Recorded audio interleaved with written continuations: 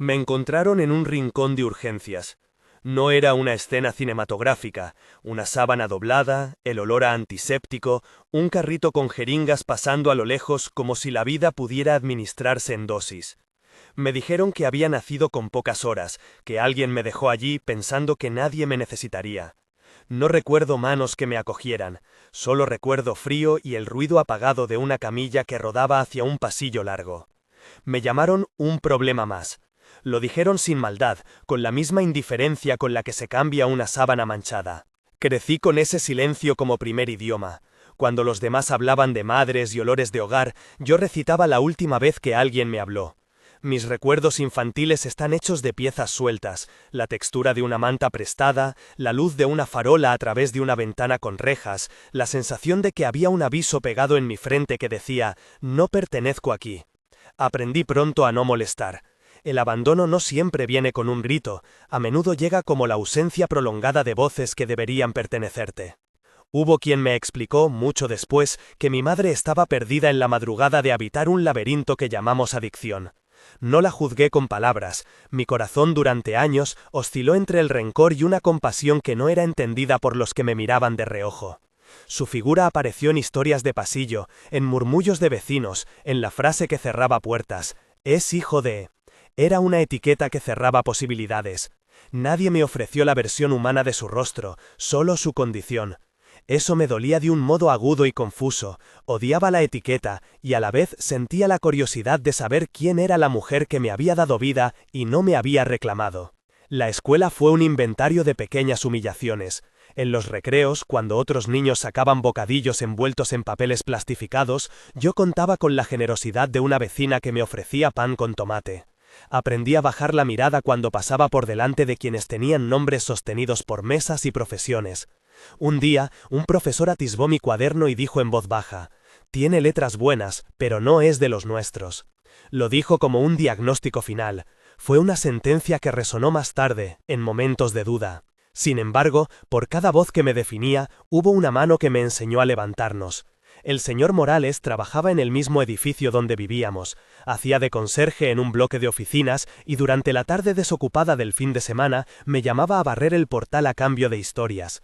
Si alguien midiera la influencia real sobre mi vida, no sería por títulos o diplomas, sería por las horas que aquel hombre me dedicó. Sus palabras no eran teología académica, eran instrucciones simples y contundentes. Levanta la espalda, pon atención en lo pequeño y no permitas que nadie te robe la dignidad. Me enseñó a mirar a los ojos, incluso cuando el mundo me ofrecía solo miradas sesgadas. Fue en su cobertizo, al fondo del patio, donde encontré un segundo hogar. No era un cobertizo elegante, era un espacio de tablas curvadas, retales de sillas y un olor permanente a café quemado. Allí, entre herramientas y cajas rotas, se reunían los que, como yo, no tenían sitio en los discursos elegantes de la ciudad. Pensionistas que contaban historias de mar, jóvenes con las manos manchadas de grasa por sus trabajos temporales, una madre que tejía gorritos para bebés de vecinos. El cobertizo se convirtió en una pequeña iglesia sin culto formal, un lugar donde se compartían panecillos y confesiones a partes iguales. Aprendí a escuchar. Aprendí que la comunidad no siempre viene en formato pulcro, muchas veces se construye con piezas improvisadas. Recuerdo una tarde de lluvia intensa, cuando el agua barría las calles convirtiéndolas en ríos pequeños. Me refugié en el cobertizo porque no tenía más paraguas que las manos de otros. El sonido de la lluvia parecía lavarlo todo, los insultos del colegio, las noches de soledad, las miradas que me etiquetaban. Allí, mientras el viejo Morales contaba la historia de su juventud en la marinería, algo dentro de mí empezó a sentir una inquietud que no era únicamente mía. No era una rabia que pedía venganza, era una inquietud que pedía propósito. Poco a poco fui ocupando espacios que el mundo no me ofrecía. Comencé ayudando en la pequeña biblioteca del barrio, luego ofreciendo apoyo a los niños de una parroquia local que necesitaban hacer deberes y después, con más audacia, acompañando a ancianos a sus citas médicas. No era heroísmo, era una forma de demostrar que mi vida tenía valor en actos mínimos. Cada vez que una mano se cerraba para mí, yo aprendía a abrir la mía para alguien más. Si esta historia te toca de algún modo, te pido un favor sencillo. suscríbete y comparte esta palabra. Hay muchos corazones que todavía no han escuchado que la dignidad no se pierde por el lugar de nacimiento. La primera gran fractura con el mundo que me miraba desde arriba llegó cuando tenía 17 años. Trabajaba limpiando jardines para un vecindario donde las casas parecían mini palacios, con puertas grandes y coches brillantes. No lo hacía por orgullo, lo hacía porque necesitaba comer y pagaba con puntualidad las pocas deudas que acumulaba. Aquella tarde llevé mi camiseta más limpia y mientras recogía hojas secas junto a una piscina, escuché risas que no estaban hechas para mí. Una familia festejaba el cumpleaños de un niño. Había globos, música y el olor de la paella flotando en la terraza. Me encontré observando desde la sombra. El aire olía a cosas que no tocaba, a una vida que se movía en otras coordenadas. De pronto, un grito cortó la música. Alguien cayó en la piscina. El niño, del que había oído decir que su padre tenía conexiones importantes, se debatía bajo el agua, los brazos golpeando el vacío como si intentaran abrazar el aire.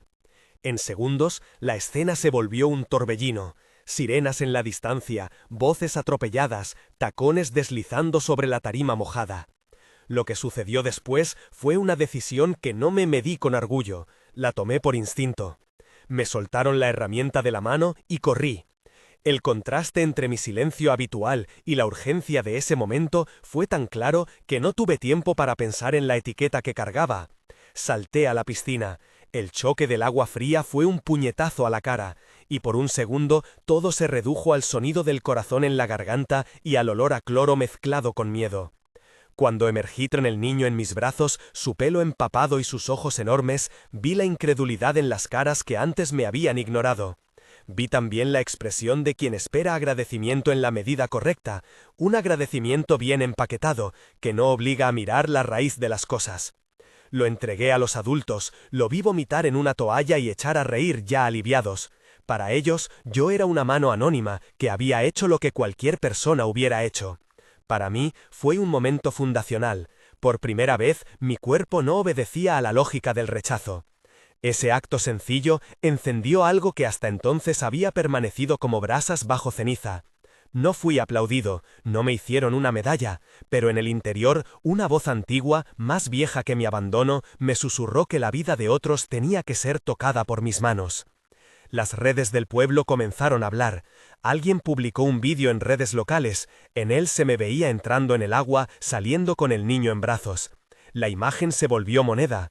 Al día siguiente, dos cosas ocurrieron a la vez. La madre del niño vino a ofrecerme una gratitud formal y me pidió que me apartara. Un concejal del ayuntamiento llamó al señor Morales para ofrecerme una oportunidad de futuro, pero envuelto en condescendencia.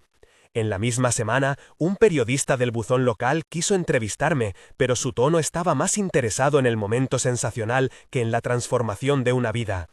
Era como si mi acto no pudiera caber en un relato que no hablara de mis orígenes. La gente quería la historia del héroe inesperado, no la del chico que había sido desechado.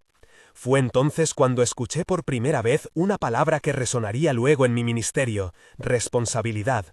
Un pastor joven de una iglesia cercana, Lara, me buscó con discreción. No vino a pedir protagonismo para su comunidad. Llegó con una taza de café, con ojos que no juzgaban, y me dijo algo que me dejó sin palabras. Lo que hiciste fue devolver un aliento. ¿Estarías dispuesto a aprender a cuidar de los que han sido descartados? Pregunta simple, pregunta grave. No era una oferta de salvación rápida, era una invitación a formar parte de algo mayor que yo. Acepté. La formación no fue un curso con certificados brillantes. Fue un proceso que mezcló formación bíblica básica con noches de tertulia en el cobertizo, con visitas a centros de acogida y con largas caminatas por barrios donde nadie pasaba de noche. Me enseñaron a no confundir caridad con compasión y a entender que la fe sin obras es como una casa sin cimientos. Aprendí a leer historias como si fueran mapas.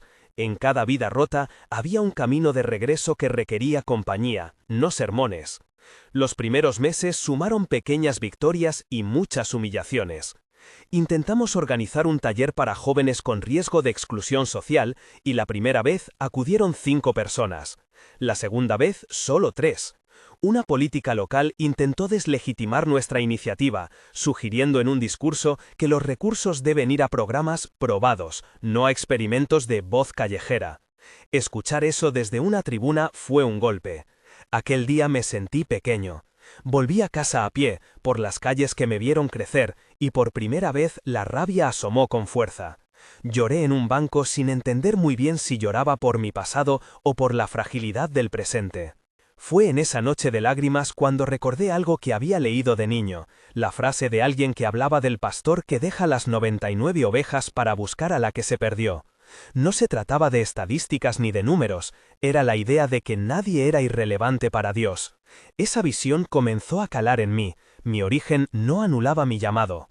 Si alguien podía ser invisible para la sociedad, no era motivo para que yo aceptara su destino. Al contrario, mis heridas podían convertirse en un puente para otros. Con la ayuda de Lara y del pequeño grupo del cobertizo, empezamos a ir a los lugares que otros evitaban, plazas con jóvenes que pasaban la tarde sin rumbo, casas donde la soledad era la compañera más fiel, noches en las que el frío se convertía en memoria física. No prometíamos milagros, prometíamos presencia. Cuando alguien me preguntaba por qué hacía todo aquello, yo respondía con la misma verdad que me había empujado al agua aquella tarde. Porque alguien una vez me mostró que alguien puede arriesgar su vida por otro. Era una razón pobre para imponerse a la lógica, pero iba haciendo raíces. Poco a poco la gente empezó a acercarse. No sucedió por una campaña vendible, sino por relatos pequeños que se multiplicaban. Un anciano que recuperó ganas de salir a la plaza, una madre que encontró apoyo para llevar a su hijo al médico, un joven que decidió intentar de nuevo con sus estudios. Cada historia era una semilla. Cada semilla tenía la textura del trabajo constante. Llamadas, visitas, noches sin dormir. No era espectacular, era terreno duro, sudor, conversaciones que podían durar horas y el sabor tenue de la esperanza compartida. Pero no todo fue crecimiento en calma, la sombra del desprecio seguía presente. Una vez, durante un reparto de alimentos frente a la parroquia, un hombre elegante nos gritó desde su coche: «Dadles algo de ética, no solo comida». Fue una frase que quería picar, una forma de decir que la pobreza era un defecto moral, no una circunstancia. Unos pasos más allá, un grupo de vecinos trató de boicotear una pequeña charla que habíamos organizado sobre reconciliación y fe. Nos acusaron de llenar las plazas de gente peligrosa.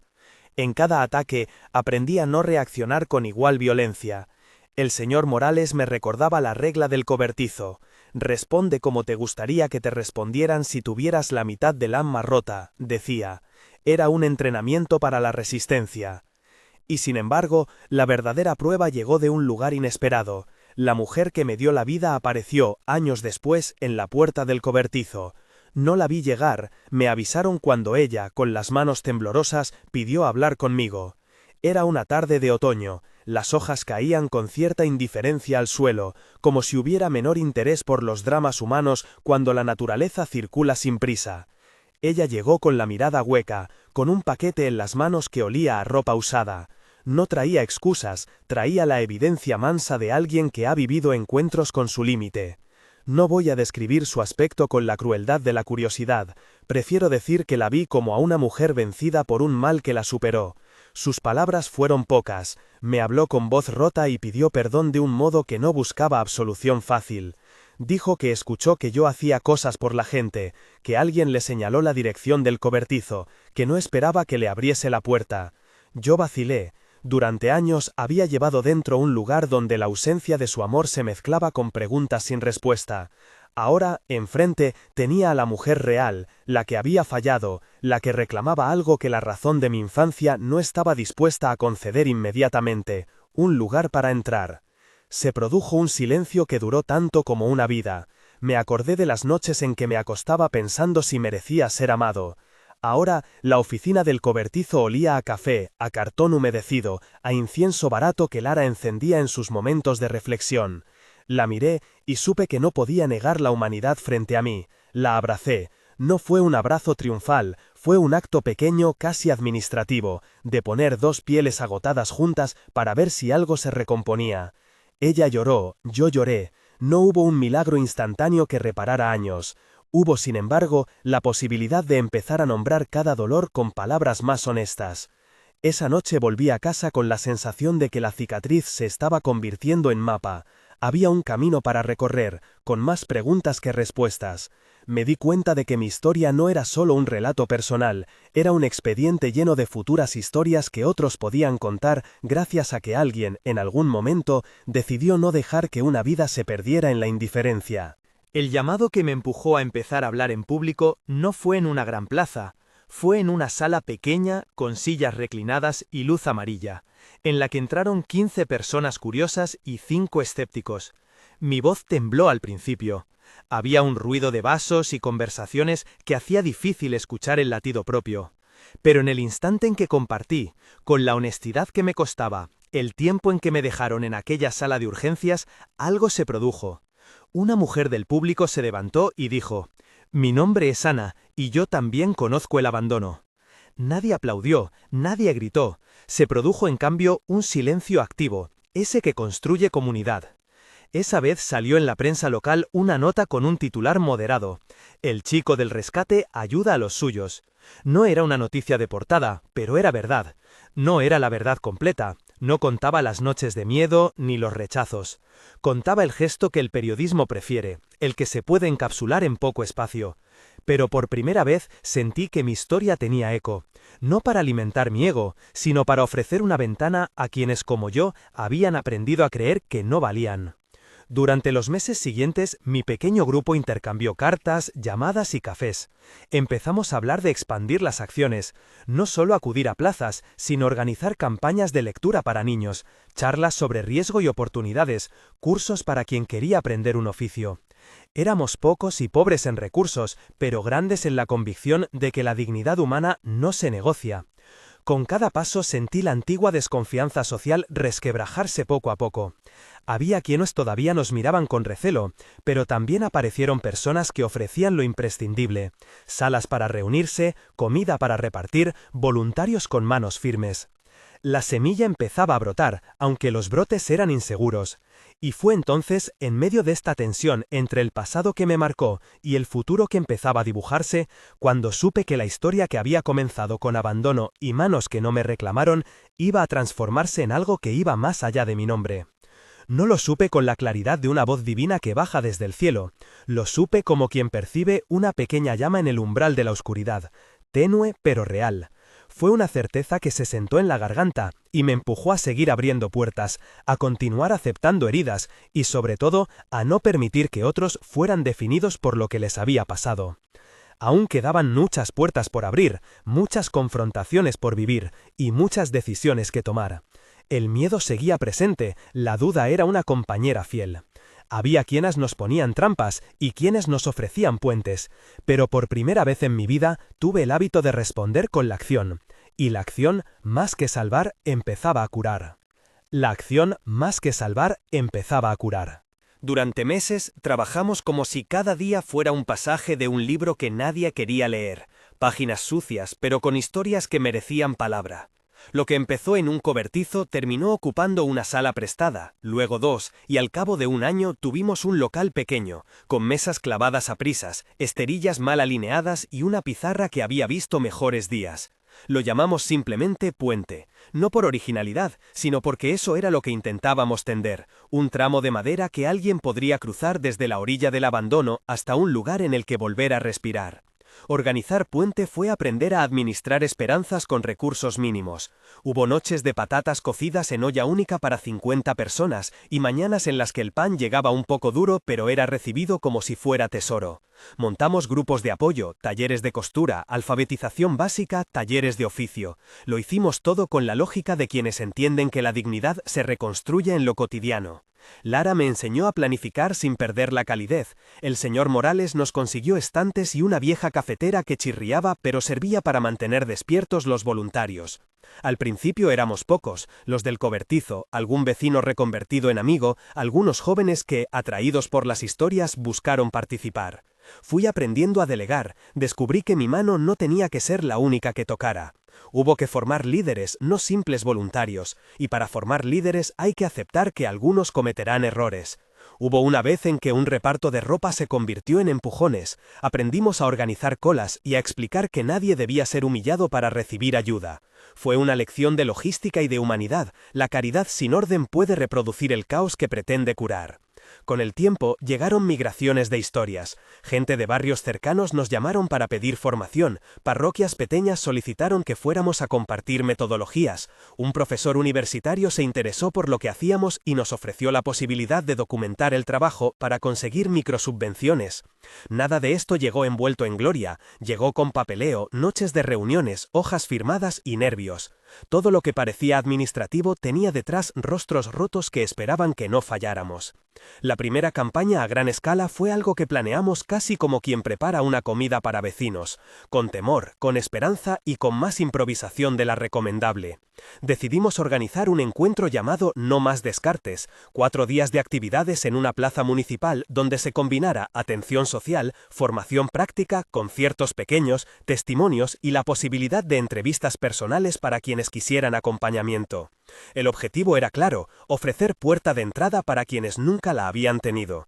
Lo que no imaginamos fue el ruido que eso generaría. Los primeros días, la prensa local vino a fisgonear. Algunos medios pequeños hicieron crónicas que hablaban de nosotros con curiosidad. Otros, por el contrario, nos miraron con desconfianza. Siempre habrá quien prefiera ver la causa en clave de espectáculo. Un articulista describió la campaña como un evento sensacionalista que explota el drama ajeno. Fue fácil leer entre líneas, molestábamos un orden que conviene a ciertos silencios.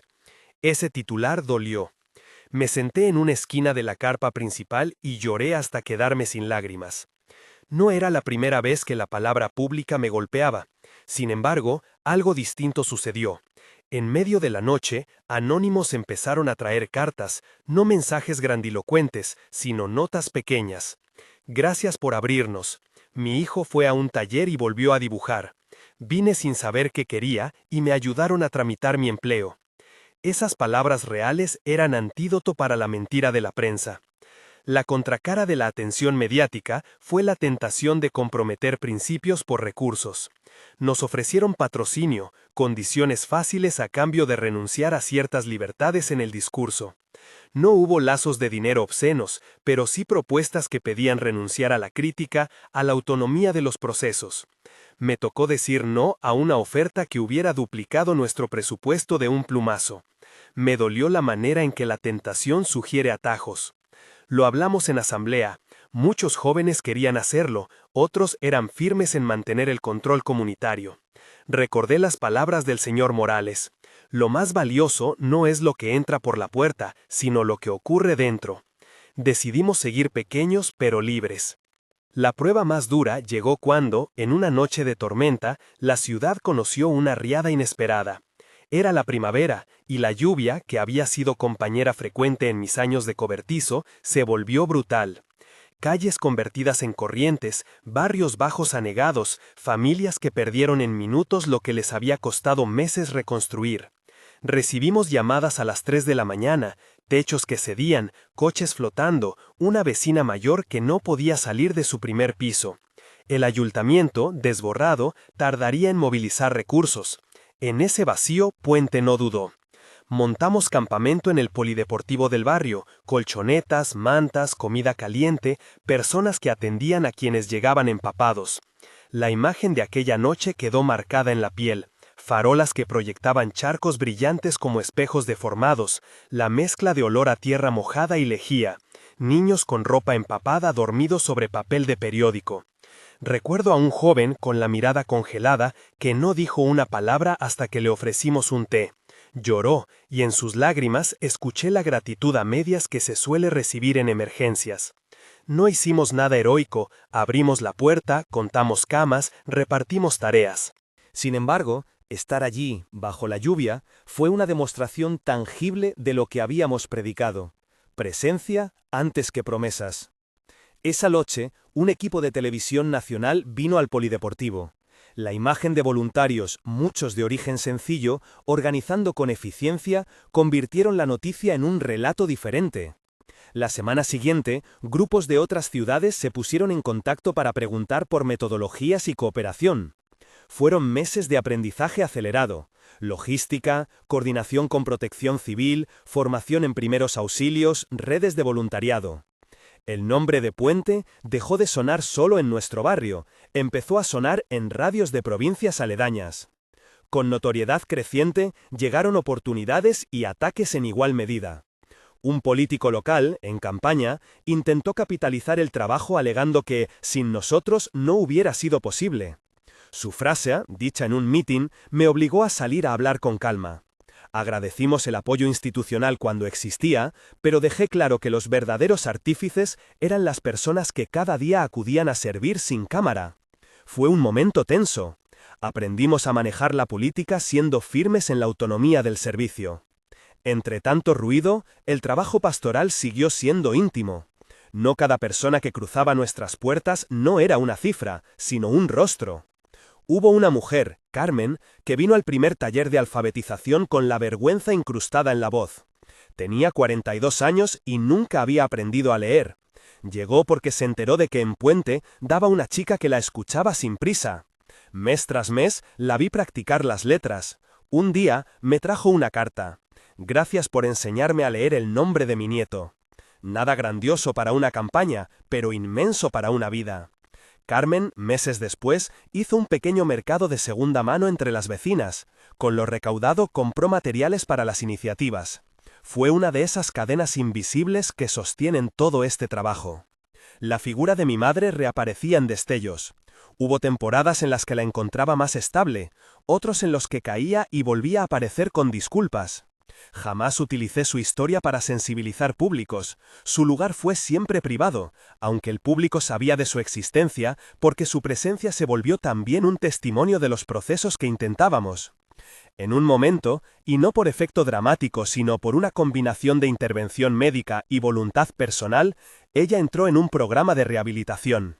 No fue una película de recuperación total en 30 días, fueron pasos pequeños, sesiones de terapia, la integración a grupos de apoyo, la aceptación de límites. Hubo retrocesos y tensiones que nos partieron por dentro. En una reunión del grupo, confesé delante de todos que aún con su presencia cerca, seguía sintiendo inseguridad. Un voluntariado me tomó la mano y me dijo, «No tienes que perdonarte por sentirte humano». Fue una frase que redujo la distancia entre mi historia personal y mi trabajo público. El crecimiento de Puente nos llevó a formalizar una red de acompañamiento. No queríamos ser solo el lugar donde la gente acudía los lunes a recibir ayuda temporal. Aspirábamos a construir procesos de seguimiento. Creamos equipos de mentoría, una persona, una historia, un acompañante. Esos procesos no son glamorosos, requieren llamadas, reuniones, acompañamiento a citas, fallos, nuevas esperanzas. Pero sostenían la validez de nuestras cifras. No buscábamos números vacíos, sino vidas que mostraran cambios a lo largo del tiempo. Con la expansión llegaron también tentaciones personales. Me ofrecieron conferencias pagadas a buen precio, entrevistas en programas que abrían audiencias masivas. En algún momento, acepté una charla que después no me dejó satisfacción. La organización quería un relato espectacular, no una propuesta de trabajo. Aprendí, otra vez, la utilidad de la discreción. No rehuyo la publicidad, pero entendí que el testimonio no debía volverse marca personal. Cuando el foco se centra en la persona que habla, más que en las manos que sostienen, hay riesgo de convertir la herida en commodity. La confianza que creció en nosotros permitió, sin embargo, que miles de personas participaran en distintos programas con el paso de los años. No voy a enumerar números de manera fría, prefiero contar rostros. Entre los que asistieron y se sostuvieron, hubo un joven, Diego, que dejó las drogas con el acompañamiento del equipo. Una madre adolescente, Lucía, que completó sus estudios y ahora trabaja como asistente social. Un anciano que recobró su vida social gracias a las visitas. Y un grupo de jóvenes que, inspirados por nuestras acciones, formaron una banda que tocaba en las plazas y recogía fondos. Cada una de esas historias no es solo salvación en una definición teológica abstracta, son transformaciones concretas que afectan relaciones, hábitos y futuros. Se nos presentó la oportunidad de organizar una campaña nacional, no por ambición, sino porque diversas comunidades, iglesias y grupos nos pidieron que compartiéramos formato. Juntamos recursos con otras ONGs, hicimos un plan que combinaba servicios sociales con encuentros de esperanza en plazas y recintos públicos. El objetivo era ofrecer alternativas a quienes estaban en riesgo de exclusión y dar espacio a hablar de sentido y fe a quien quisiera escucharlo. Lo llamamos Caminos y lo concebimos como una sucesión de encuentros, no una misa de curaciones milagrosas. El primer gran encuentro de Caminos tuvo lugar en una explanada de un pueblo vecino. Recuerdo la sensación de vértigo cuando vi la multitud, familias con mantas, jóvenes con mochilas, ancianos con abrigos gastados. No sabíamos si vendrían miles, centenares o pocos. A medida que la tarde caía, llegaban grupos de personas que habían escuchado por redes, por el boca a boca, porque una voluntaria que décadas atrás había sido beneficiaria, ahora contaba su historia. No era una muchedumbre uniforme. Había gente con miradas cansadas, otros con curiosidad, sobre todo muchos que simplemente buscaban compañía. Preparar aquel encuentro fue un ejercicio de equilibrio. Logística, seguridad, servicios básicos, traducción de necesidades. Pero también fue prueba de formación del equipo, para handling emocional de testimonios, acompañamiento a emergencias y para dar seguimiento posterior. A lo largo del evento se sucedieron espacios de formación práctica, un taller de inserción laboral, sesiones de primeros auxilios psicológicos, espacios de acompañamiento legal básico. Por la noche hubo mesas redondas y testimonios. Yo hablé poco, preferí que la gente escuchara las voces de aquellos que habían sido acompañados. Hubo llantos, abrazos, reconciliaciones. Fue un cauce humano que desbordó cualquier pretensión de espectáculo. 3 semanas después, nos llamó un obispo de una diócesis lejana. Querían organizar una serie similar en su ciudad. Así se fue tejiendo una red, ciudades y poblaciones que replicaban el formato y lo adaptaban a su realidad local. Esa replicabilidad hizo que, con años, miles de personas pasaran por nuestros programas y por servicios que derivaban de ellos. Cuando digo miles de almas, no hablo de un número vacío. Hablo de personas que, por medio de acompañamiento, tomaron decisiones cruciales: rehabilitación, compromiso con una comunidad, búsqueda de empleo, reconciliaciones familiares, y también hablo de procesos espirituales, personas que, al escuchar testimonios, decidieron acercarse a la fe, o que encontraron un espacio de dignidad en el que volver a creer. No digo que esto sucediera como un efecto inmediato o mágico. Detrás de cada decisión había meses de trabajo y acompañamiento. No todo fue línea ascendente. En uno de los encuentros grandes, un grupo opositor organizó una protesta, no por maldad explícita, sino por miedo. Temían el cambio en su entorno, la llegada de personas que ellos consideraban diferentes. Hubo momentos de tensión, empujones, palabras duras. Yo sentí la tentación de responder con fuerza. En medio de la protesta, recordé una imagen que me había acompañado desde niño, mi pequeña mano aferrada a una manta prestada. No quise que esa memoria se volviera arma.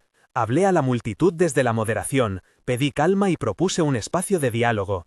Esa noche, gracias a mediadores y a la firmeza del equipo, convertimos la protesta en mesa de trabajo. No fue un triunfo rotundo, pero sí un ejercicio de reparación, que mostró la posibilidad de tender puentes incluso con quienes desconfían.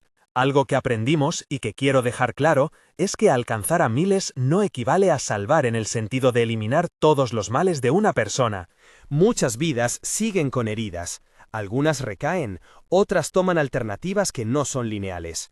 Pero el signo de la obra fue introducir posibilidad donde antes se veía derrota. Eso lo vi claramente el día que, tras una jornada en la que atendimos a cientos, entré en una pequeña iglesia donde se hacían reuniones de seguimiento. Una mujer se me acercó y dijo: «Usted me devolvió la posibilidad de creer que puedo intentarlo otra vez». Dijo usted por formalidad, pero luego me abrazó como si fuera un amigo. Ese abrazo fue para mí la confirmación de que el proceso vale más que la cifra. Volvamos a la luna llena de aquel año en que organizamos una gran campaña en una explanada que cabía a 10.000 personas. Habíamos conseguido permiso municipal, voluntarios de múltiples ciudades, un equipo de sonido que no era perfecto pero sí valiente, y una estructura de coordinación con servicios sociales. En las semanas previas se convocaron talleres, se abrió una línea de atención telefónica y se articuló una red de seguimiento para quienes decidieran dar pasos de cambio. El día del encuentro, la explanada se llenó. Había familias enteras, jóvenes con pancartas, ancianos con mantas y gente anónima que había venido por curiosidad. La noche terminó con miles de voces compartiendo historias, cantos sencillos y testimonios que hablaban de segundas oportunidades. No voy a describir un único momento de conversión espectacular. La verdad de esa noche estuvo en las conversaciones posteriores. Entre el público, muchos se acercaron a los stands donde se ofrecía ayuda concreta, teléfonos para buscar empleo, asesoría para regularización de situación administrativa, grupos de apoyo para familias en crisis. Vimos a personas que tomaban folletos y, sobre todo, vimos a otros que, por fin, pidieron ayuda. Uno de los coordinadores me dijo, con voz contenida, que en 20 años de trabajo social no había visto una noche en la que tantos procesos se pusieran en marcha en cascada. Fue un reconocimiento que no me pertenecía, pertenecería a un equipo numeroso que sostuvo horas y horas de trabajo. Al final de la jornada, contabilizamos solicitudes de acompañamiento que, sumadas, se acercaban a un número que justificaba hablar de miles de personas alcanzadas si se cuenta la extensión temporal del proyecto. Tras semanas de seguimiento, ofrecimos procesos de acompañamiento a quienes lo pidieran. Hubo listados, folios, llamadas. Siguiendo la regla que nos guiaba, nunca dejamos a nadie con una tarjeta en la mano sin una cita concreta. Si alguien decidía intentar la rehabilitación, le acompañábamos a hacerlo. Si alguien quería aprender un oficio, se le inscribía en cursos. Así se fue conformando una red de atención que trascendió Puente y llegó a ser una plataforma de referencia en varias localidades. La humildad me acompaña cuando hablo de los resultados porque sé que cada vida es un misterio y que no hay fórmulas. Lo que sí hubo fue constancia, una comunidad que aprendió a sostenerse y una práctica que honraba la dignidad. Hubo momentos de alegría compartida, bodas pequeñas, celebraciones de empleo, niños que regresaron a clase. Hubo también retrocesos inevitables, recaídas, discusiones entre voluntarios, el cansancio que acompaña a la compasión sostenida. Todo formaba parte del tejido. En medio de esto, mi relación con mi madre evolucionó. Entró y salió de fases difíciles. Hubo un día en que, con la voz más serena, me dijo: «Gracias por no haberte alejado». No era una frase de absolución ni de limpieza moral, era reconocimiento de que alguien la había acogido en medio de su fragilidad. Participó en actividades sencillas, doblar mantas, repartir alimentos, recitar una frase de bienvenida a quien llegaba. No es mi intención convertir su historia en ejemplo, solo quiero mostrar que la compasión puede traducirse en acompañamiento cotidiano, sin dramaturgia. Llegó un momento en el que me vi ante la pregunta que todo liderazgo expone: ¿quién soy yo para esto? Cada vez que sentía la responsabilidad como un peso insoportable, volvía a la noche de la piscina, a la sensación del agua en la cara y al impulso que me hizo saltar. No buscaba reconocimiento personal, buscaba obedecer una urgencia moral. En ese espacio de honestidad, la fe encontró su lugar, no como utopía mágica, sino como disciplina de resistencia. Recuerdo una oración que solía repetir en silencio: «Señor, que mis manos no se cansen de servir, que mi voz no se vuelva moneda, que mi corazón no pierda la capacidad de llorar con quienes lloran». No pido milagros teológicos, pido coherencia para hacer lo que está a mi mano. La historia de convertirse en salvador de miles tiene un matiz que quiero aclarar. No me considero salvador en solitario, soy un elemento de una red grande. Si alguien hoy dice que fui salvador, acepto el halago con la misma humildad con la que acepto una taza de café en el cobertizo, con reconocimiento de que el café solo no hace la mañana, pero suma. La salvación a la que aspiramos es una palabra compleja. Hablamos de restauración de vínculos, de oportunidades, de fe, de procesos de rehabilitación. Y también hablamos de decisiones espirituales. Hay quienes, al sentirse escuchados y acogidos, vuelven a creer y dan pasos de fe. No prometemos fórmulas, ofrecemos compañía.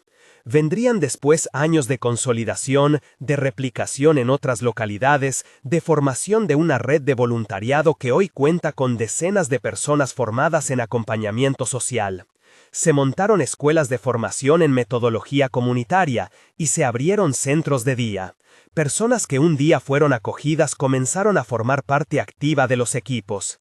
Hay algo que me conmueve profundamente: ver a quien fue en su día beneficiario hoy coordinando una tabla de voluntarios. Ese tránsito es para mí el signo inequívoco de transformación. Al mirar atrás, comprendo que el dolor inicial, ser desechado al nacer, no fue anulación de mi valor, fue la ruta por la que aprendí a reconocer la dignidad en otros. Esa no es una conclusión fácil.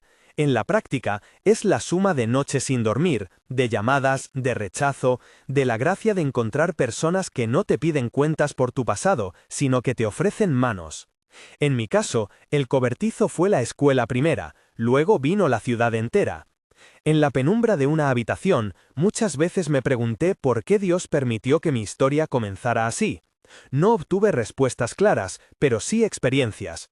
La compasión recibida se volvió mandato. En la Biblia hay una imagen que siempre me acompaña: el pastor que deja las 99 ovejas para buscar la que se perdió. No lo traigo como argumento teológico cerrado, sino como metáfora que me ayudó a no naturalizar el olvido. En ese pasaje encontré lo que luego la vida me enseñó, que quien se siente descartado puede convertirse, paradójicamente, en buscador de otros descartados. Si hoy digo que miles han sido alcanzados, lo hago con respeto y con la convicción de que la obra no es mía. He visto a gente en el borde del precipicio tomar una cuerda extendida por otro, y luego aprender a lanzar esa cuerda a ellos mismos. Esa réplica de ayuda, esa multiplicación de manos, es el corazón de lo que significa salvar, no ser héroe puntual, sino sembrar la posibilidad de que otros también salven. Han venido reconocimientos modestos, diplomas, invitados a conferencias, cartas de agradecimiento.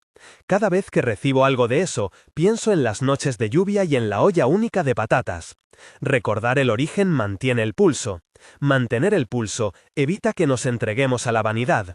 Uno de los peligros del crecimiento es perder la cercanía.